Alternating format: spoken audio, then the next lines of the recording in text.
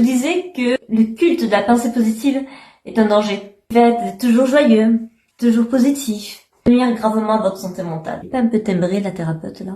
Oui, en gros, quelque chose qui est censé vous aider, vous faire du bien et rendre votre vie plus épanouie, vous nuit et devient source de stress. Prenons un exemple concret. Les réseaux sociaux. Vous suivez des comptes super positifs et vous dites « Mais moi je suis pas comme ça, je me suis énervée hier contre mon fils parce qu'il a pété un verre. » Et c'est là que ça va vous nuire.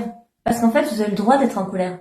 Vous avez le droit de râler parce qu'il va falloir ramasser tous les morceaux de verre que votre fils a cassés. Vous avez le droit. Et il n'y a pas d'émotions négatives ou positives. Le problème, c'est que lorsqu'on n'exprime pas ces émotions, les dites négatives, vous les mettez dans une cocotte minute, et puis en fait, elles cumulent. Et puis un jour, vous déjantez. Ça se transforme en crise de nerfs, en burn-out, en dépression. Mais vous savez pas pourquoi. Parce que simplement, vous n'avez pas écouté ces émotions-là. Il n'existe pas d'émotions négatives ou positives. Et vous avez complètement le droit de vous mettre en colère. Le danger de la pensée positive, c'est aussi que vous puissiez garder pour vous des choses que vous avez besoin d'exprimer. Et de ne pas, du coup, régler les choses. La colère et le stress peut être un excellent moteur tout simplement pour se confronter aux problèmes et pour les régler. Quand vous êtes en colère, ça va être un moteur pour enclencher les choses. Dans les jours qui arrivent, je vais faire une vidéo pour chaque émotion dite négative. J'explique tous les côtés positifs et vous allez être bluffé. Attention, ici, il ne s'agit pas de dire que la pensée positive, ce n'est pas bien.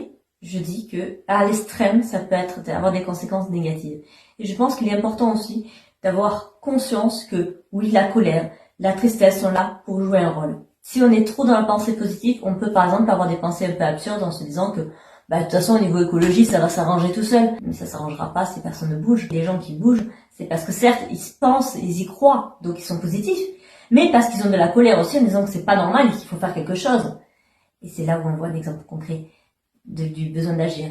Et le fait d'agir justement, par exemple, dans des situations comme l'écologie, en se disant que si on passe à l'action, si on fait venir bénévole dans une association, etc., ça va changer les choses. Ça peut en effet changer les choses, mais ça peut vous aider aussi à moins stresser parce que vous mettez votre pied à l'édifice et que vous êtes sur le terrain. Vous avez perdu un peu l'habitude d'écouter vos émotions de temps en temps le soir, de vous asseoir dans un lieu isolé et d'aller un peu retrouver votre enfant intérieur. Vous imaginez vos enfants et vous lui parlez en lui demandant comment tu te sens, ce qui va pas. Et souvent, cet enfant intérieur ne ment pas. Il ne cache pas les choses. Il va vous dire, là, je suis triste, là, je suis en colère, etc. Et là, vous allez pouvoir voir réellement quelles émotions sont en fait cachées derrière cette armure que vous êtes construite.